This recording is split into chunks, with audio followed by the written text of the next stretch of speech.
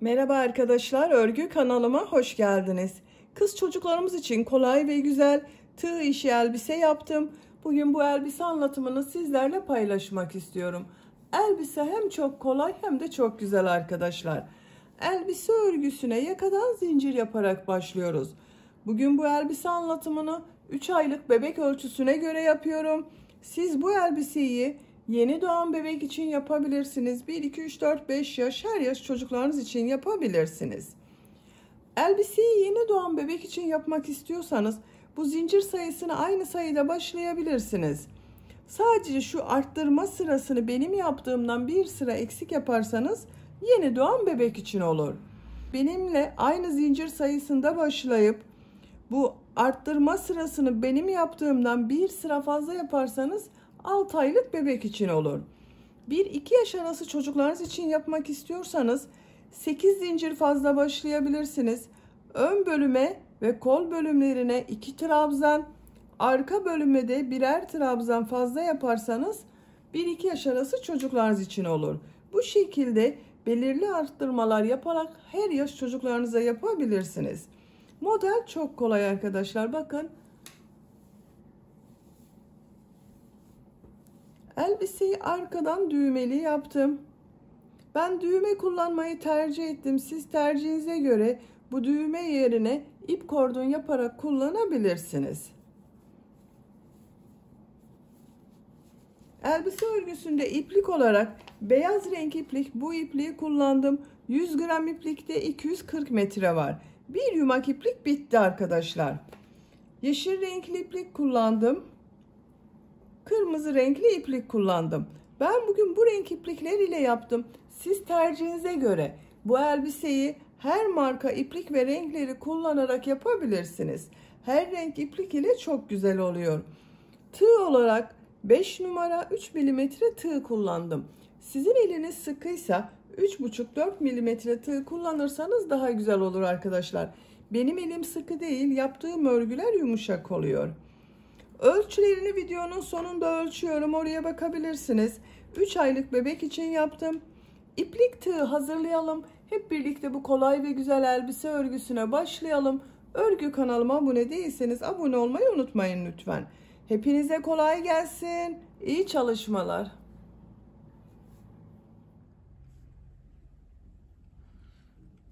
Örgüye yakadan zincir yaparak başlıyorum. İlk ilmeği ben bu şekilde yapıyorum. Size nasıl kolay geliyorsa ilk ilmeği öyle yapabilirsiniz. Zincirleri yapmaya başlıyorum. Çok sıkı zincirler yapmıyorum. 79 zincir yapalım. 79 zincir yaptım. Bu 79 zincirin kaç santimetre olduğunu ölçüyorum.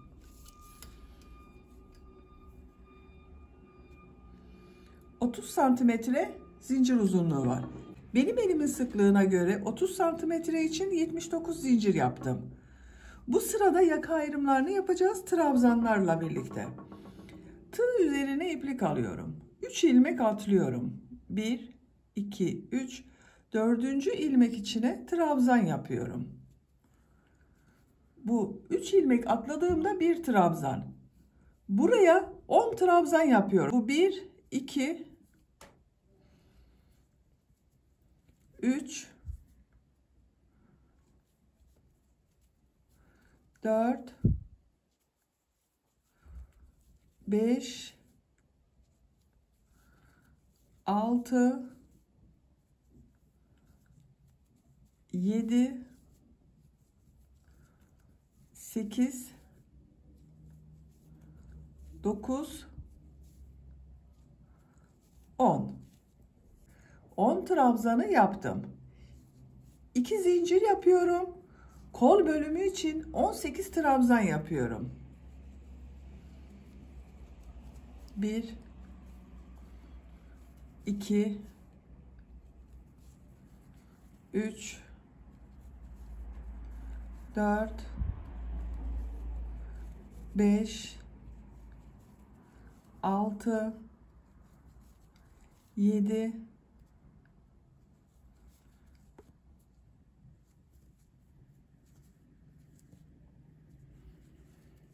8, 9, 10, 11, 12, 13, 14, 15, 16, 17, 18. Kol için 18 trabzan yaptım. 2 zincir yapıyorum. Buraya 20 trabzan yapıyorum. Siz burayı kaç trabzan yaptıysanız burayı da 2 katı yapacağız arkadaşlar. Ben burayı 10 trabzan yaptım. Buraya da 20 trabzan yapıyorum. 1, 2, 3, 4, 5, 6, 7, 8, 9, 10, 11, 12, 13, 14, 15, 16, 17, 18,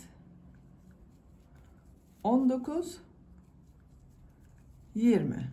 20 trabzan yaptım. 2 zincir yapıyorum. Diğer kol için 18 trabzan yaptım. Buraya da 18 trabzan yapıyorum. Bak yanında bulunan ilmeğe kol için ilk trabzanı yapıyorum. 18 trabzan yapıyorum. 18 trabzanı yapalım. Diğer kol içinde 18 trabzanı yaptım. 2 zincir yapıyorum. 10 trabzan yapıyorum. Bu ilk ilmek üzerine bir trabzan yapıyorum. Diğerlerine trabzan yaparak devam ediyorum. 2, 3, 4, 5, 6, 7, 8, 9, 10. 10 trabzan yaptım. Yaka ayrımlarını yaptık arkadaşlar. 10 trabzan yaptım. Kollar için 18 trabzan yaptım. Buraya da bunun ikisinin toplamı 20 trabzan yaptım. İkinci sıradayız. İkinci sırada yine trabzanlar yapacağız. Bu arttırma yerlerinde bir trabzan, 2 zincir, bir trabzan yapacağız. Bir zincir yapıyorum. Örgüyü çeviriyorum. İlk ilmek üzerine trabzan yapıyorum. 1, 2, 3,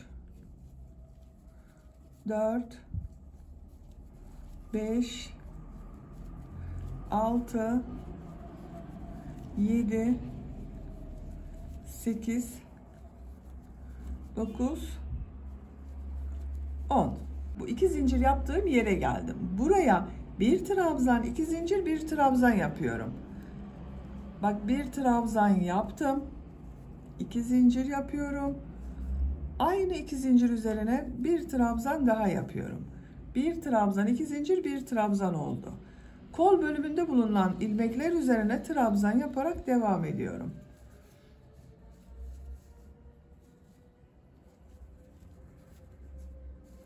Buraya kadar devam edelim. 2 zincirli boşluğa geldim. Buraya yine bir trabzan, 2 zincir, bir trabzan yapıyorum.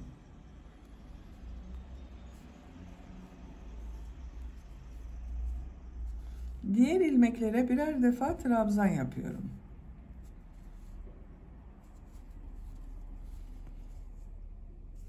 Buraya kadar devam edelim. Trabzanları yaptım. Bu 2 zincir üzerine yine bir trabzan, 2 zincir, bir trabzan yapıyorum.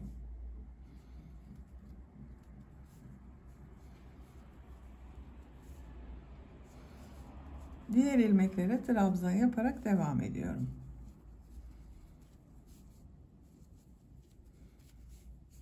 Buraya kadar devam edelim. Bu arttırma yerine yine bir trabzan, 2 zincir, bir trabzan yapıyorum.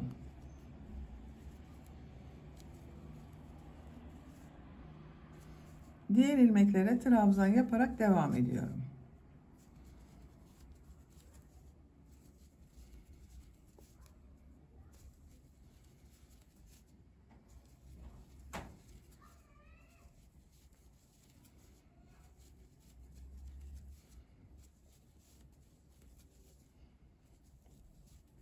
Sıra sonuna kadar yaptım. Burada 3 ilmek atlayarak yaptığım bir trabzan vardı.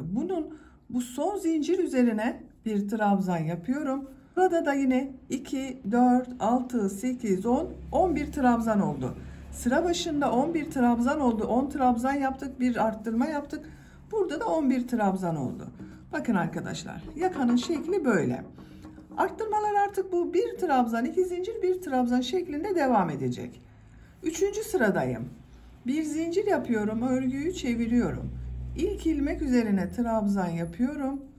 Diğer ilmekleri de trabzan yaparak devam ediyorum. Buraya kadar devam edelim. Arttırma yapacağım yere kadar bak trabzanları yaptım. Bu iki zincir üzerine bir trabzan, 2 zincir, bir trabzan yapıyorum.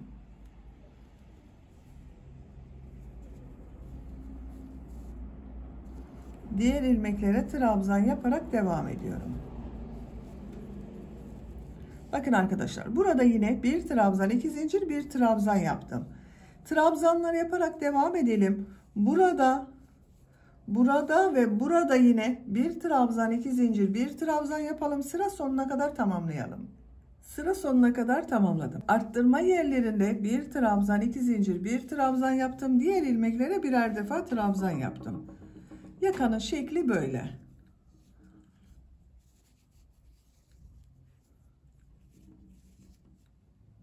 Bakın arkadaşlar, görüntüsü böyle oluyor. Dördüncü sıradayım. Bir zincir yapıyorum, örgüyü çeviriyorum. İlk ilmek üzerine trabzan yapıyorum. Diğer ilmeklere de birer defa trabzan yapıyorum. Buraya kadar devam edelim. Arttırma yapacağım 2 zincire kadar trabzanları yaptım. Bu 2 zincir üzerine bir trabzan, 2 zincir, bir trabzan yapıyorum.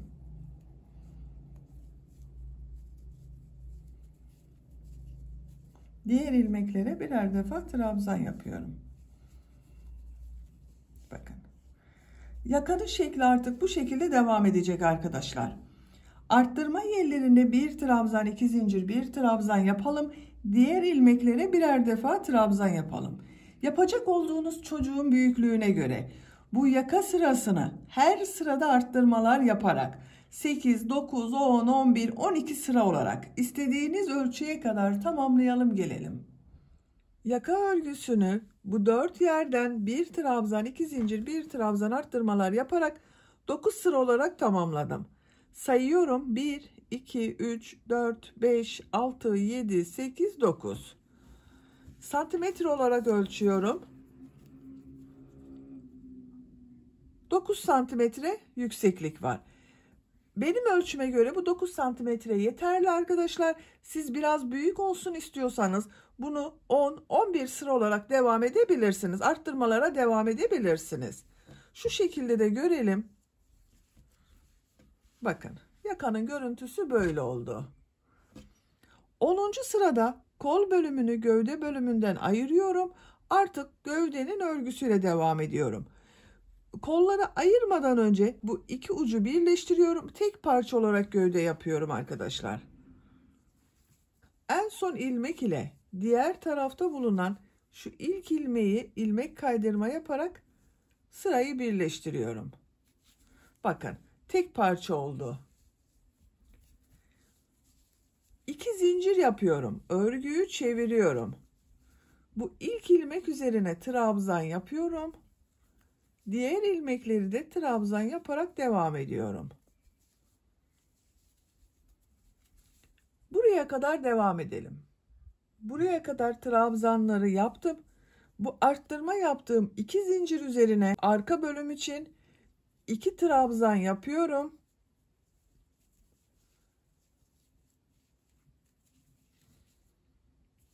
Kol altı yapmak için 3 zincir yapıyorum. Çok sıkı zincir yapmıyorum. 3 zincir yaptım. Tığ üzerine iplik alıyorum. Kolda bulunan bütün ilmekleri atlıyorum. 2 zincir üzerine ön bölüm için 2 trabzan yapıyorum.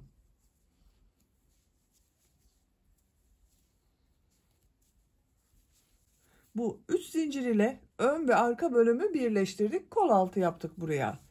Diğer ilmekler üzerine birer defa trabzan yapıyorum.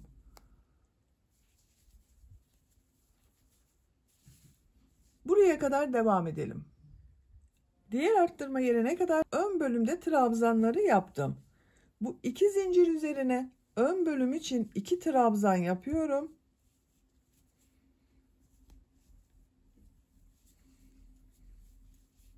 Kol altı için 3 zincir yapıyorum.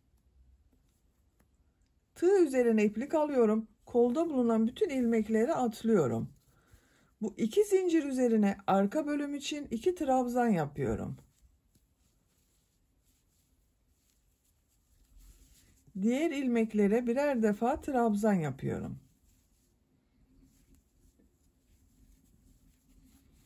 Diğer kol altında buraya yaptım. Bu sıra sonuna kadar devam edelim. Sıra sonuna kadar trabzanları yaptım. Son ilmek ile bu ilk ilmeği ilmek kaydırma yaparak sırayı birleştiriyorum. Bakın arkadaşlar, bu şekilde oldu. Görüntüsüne bakalım. Bakın. Kol altları için 3'er zincir yaptım. Ön ve arka bölümü birleştirdim. Bir sıra daha beyaz renk iplik ile trabzan sırası yapıyorum. 2 zincir yapıyorum. Örgüyü çeviriyorum. İlk ilmek üzerine trabzan yapıyorum. Bu sırada her ilmek üzerine birer defa trabzan yapıyoruz. Bu 3 zincir yaptığımız yere kadar devam edelim. 3 zincir yaptığım yere kadar trabzanları yaptım. Burada zincirler üzerine de trabzan yapıyorum. Bak, çok sıkı yapmayalım diye onun için söyledim arkadaşlar. Trabzan yapması kolay olsun diye. 1 2 3. Diğer ilmeklere birer defa trabzan yapıyorum. Buraya kadar devam edelim. Zincir yaptığım yere kadar trabzanları yaptım. Bu zincirler üzerine de birer defa trabzan yapıyorum.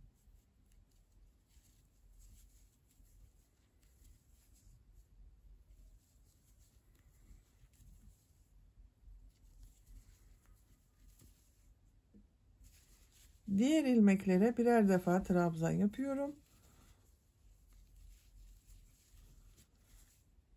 Sıra sonuna kadar devam edelim.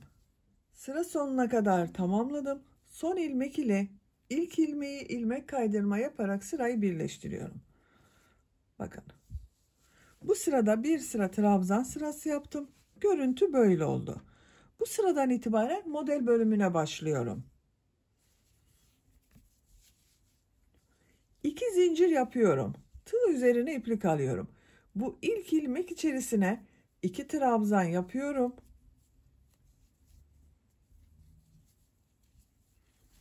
Bu 2 zincir yaptığımda bir trabzan arkadaşlar. 2 zincir yapıyorum. Tığ üzerine iplik alıyorum. Aynı ilmek içine 3 trabzan yapıyorum.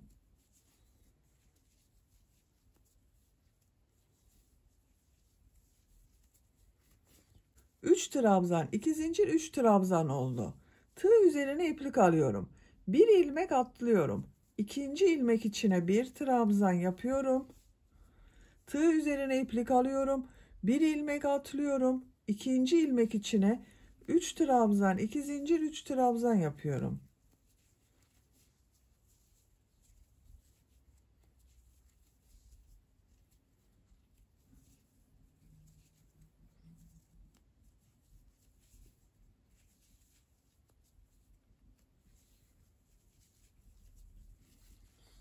Üç trabzan, 2 zincir, 3 trabzan yaptım aynı ilmek içine. Tığ üzerine iplik alıyorum. Bir ilmek atlıyorum. İkinci ilmek içine bir trabzan yapıyorum. Tığ üzerine iplik alıyorum. Bir ilmek atlıyorum.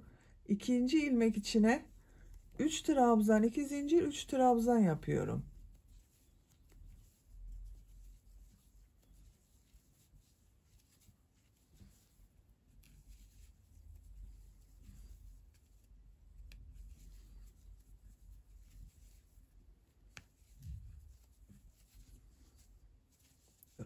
Sıra sonuna kadar devam edelim.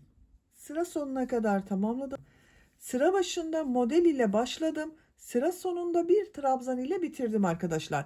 Bunun birbirini tamamlaması gerekiyor. Onun için bak bu şekilde yaptım. Model sırasının denk gelmesi için kol altı yaptığım burada bir ilmek atlamadım. Bir trabzandan sonra ikinci ilmeğe model yaptım. Burası denk gelsin diye. Siz de buna göre ayarlama yapabilirsiniz. Son ilmek ile ilk ilmeği ilmek kaydırma yaparak sırayı birleştiriyorum. Bakın bu sırada model yerleştirmesini yaptım. Görüntü böyle oldu. İkinci model sırasındayım. İlmek kaydırma yaparak bu iki zincirli boşluğa geçiyorum. Bu ilmeğe tığ takıyorum. İlmek kaydırma yapıyorum.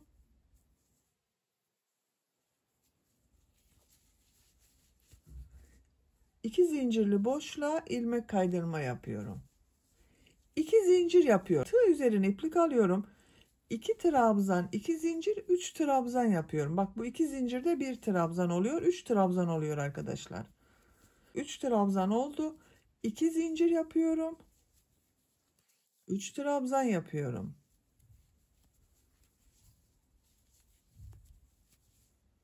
Tığ üzerine iplik alıyorum.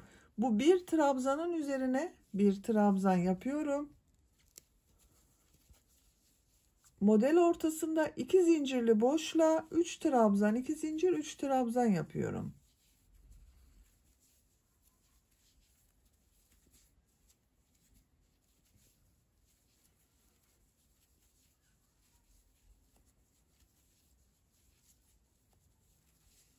Üç trabzan, 2 zincir, 3 trabzan yaptım. Tığ üzerine iplik alıyorum.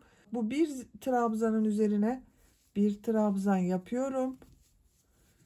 Model ortasında 2 zincirli boşluğa 3 trabzan, 2 zincir, 3 trabzan yapıyorum.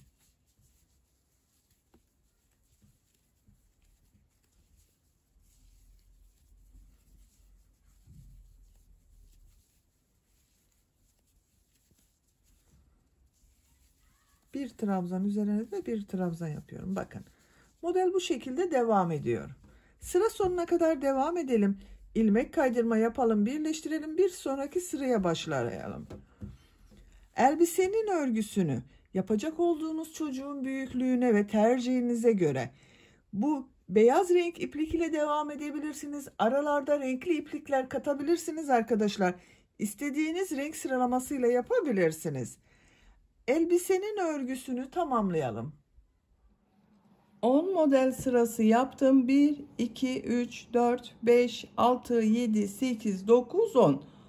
Burada bitirmiyorum arkadaşlar. Buradan itibaren ben kırmızı renkli iplik ile devam ediyorum. Siz tercihinize göre her renk iplikleri kullanabilirsiniz. En son bakın burada ilmek kaydırma yaparak birleştirdim. Şu bir trabzan yaptığım ilmeğe ipliği bağlıyorum. Buradan ilmek yapıyorum. 3 zincir yapıyorum. Model üzerine 3 trabzan, 2 zincir, 3 trabzan yapıyorum.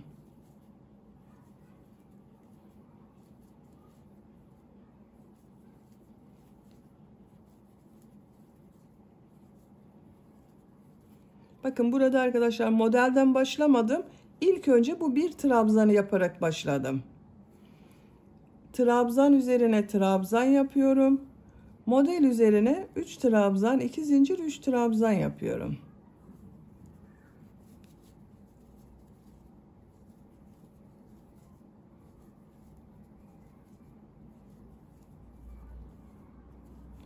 Sıra sonuna kadar devam edelim. İlmek kaydırma yapalım, birleştirelim. 5-6 sıra bu şekilde kırmızı renkli iplik ile modelleri tamamlayalım. Kırmızı renkli iplik ile 5 model sırası yaptım. ilmek kaydırma yaparak birleştirdiğim ipliği kestim. 1, 2, 3, 4, 5 model sırası yaptım. Siz biraz uzun olsun istiyorsanız 1 veya 2 sıra devam edebilirsiniz. Şimdi beyaz renkli iplik ile bir model sırası daha yapıyorum. Bu ilmeğe ilmek yapıyorum. Siz isterseniz ipliği bağlayabilirsiniz. 3 zincir yapıyorum. Model ortasına 3 trabzan, 2 zincir, 3 trabzan yapıyorum.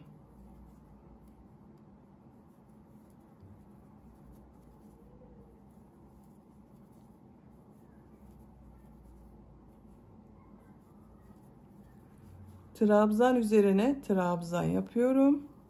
Model ortasına 3 trabzan, 2 zincir, 3 trabzan yapıyorum. Sıra sonuna kadar devam edelim. Sıra sonuna kadar modeli yaptım. Bu 3 zincirin, bakın 3. zincir ile ilmek kaydırma yaparak birleştiriyorum. İpliği kesiyorum. Beyaz renkli ipliği kestim arkadaşlar. Şimdi yeşil renkli iplik ile bir sıra trabzan sırası yapıyorum.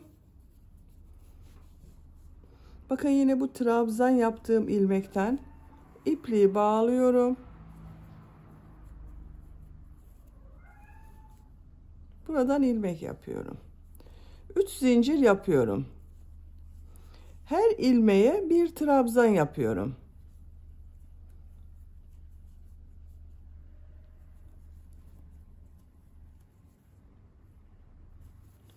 Bakın bu 2 zincir üzerine 3 trabzan yapıyorum.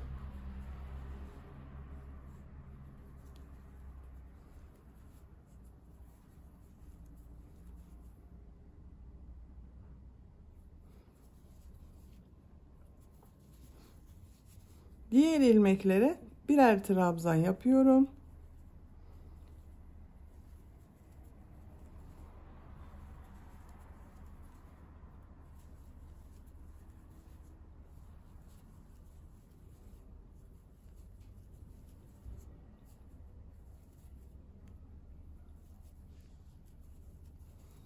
Bu 2 zincir üzerine 3 trabzan yapıyorum.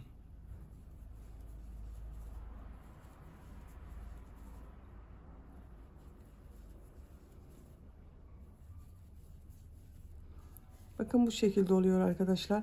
İlmeklere bir trabzan yapıyoruz. Bu 2 zincire 3 trabzan yapıyoruz. Sıra sonuna kadar devam edelim. Sıra sonuna kadar tamamladım.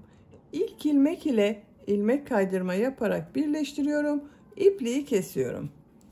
Bakın arkadaşlar, bir sıra trabzan sırası yaptım. Etek ucu dalgalı gibi göründü bakın. Bu zincirler üzerine üçer trabzan yaptığımız için dalgalı gibi bir görüntü oluştu.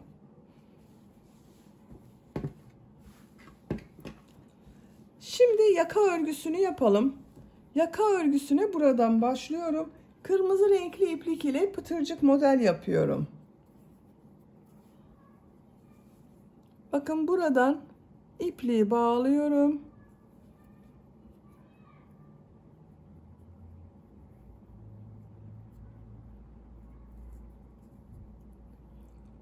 Bir ilmek yapıyorum.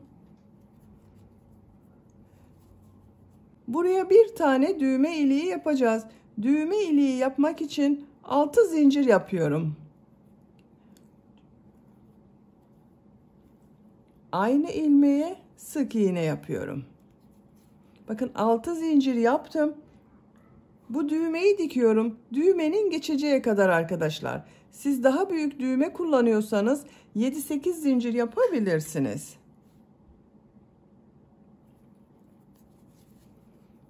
Düğme iliğini yaptık. Şu ilk ilmeğe bir sık iğne, 2 zincir, bir sık iğne yapıyorum. Bir ilmek atlıyorum.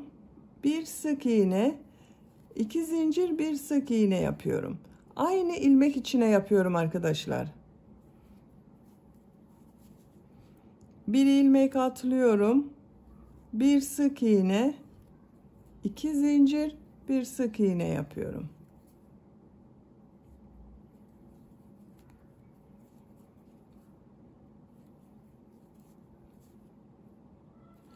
Sıra sonuna kadar devam edelim. Sıra sonuna kadar pıtırcık modelleri tamamladım. Şu ilmek ile ilmek kaydırma yapıyorum. İpliği kesiyorum. Bakın arkadaşlar, yaka çevresinde pıtırcık modeller yaptım. Burada başladık. Bakın bu düğme iliğinin tam karşısına bir tane düğme dikerek kullanacağız arkadaşlar. Yaka örgüsünü bitirdim. Şimdi kol örgüsünü yapalım. Kol örgüsünde de bu pıtırcık modellerden yapıyorum. Kırmızı renkli iplik ile yapıyorum. Siz tercihinize göre yeşil renkli iplik de kullanabilirsiniz veya ne renk iplik kullandıysanız arkadaşlar. Kol altından başlıyorum. Bakın ortada bulunan ilmeğe ipliği bağlıyorum. Buradan ilmek yapıyorum. 2 zincir yapıyorum. Aynı ilmeğe sık iğne yapıyorum. Şu bir ilmeği atlıyorum. Bir sık iğne, 2 zincir, bir sık iğne yapıyorum. Şu bir ilmeği atlıyorum. Buraya bir sık iğne, 2 zincir, bir sık iğne yapıyorum. Bir ilmek atlıyorum. Bir sık iğne, 2 zincir, bir sık iğne yapıyorum. Sıra sonuna kadar devam edelim. Sıra sonuna kadar tamamladım. Son yaptığım modeli bakın şu ilk ilmek ile ilmek kaydırma yaparak birleştiriyorum. İpliği kesiyorum. Bakın kol çevresinde pıtırcık model yaptım. Çok güzel oldu arkadaşlar. Diğer kolda da pıtırcık modeli aynı şekilde başladım, tamamladım. Böylece elbise örgüsünü bitirdim. Bakın çok güzel oldu elbise.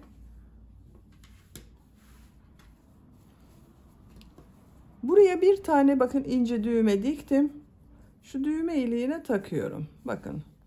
Çok kullanışlı bir elbise oldu arkadaşlar. Bitmiş olarak ölçülerini söylüyorum. Kol altının buradan gövde genişliğini ölçüyorum. 22 santimetre. Yüksekliğini ölçüyorum. Kol altından yükseklik 24 santimetre. Omuzdan yüksekliği ölçüyorum. 35 santimetre. Ben bugün 3 aylık bir bebek için yaptım. Bu ölçüde oldu. Bakın çok güzel oldu arkadaşlar. Beni dinlediğiniz ve izlediğiniz için hepinize çok teşekkür ederim. Örgü kanalıma abone değilseniz abone olmayı unutmayın lütfen. Sizlerle yeni örgülerde görüşmek dileğiyle. Hoşça kalın, sevgiyle kalın.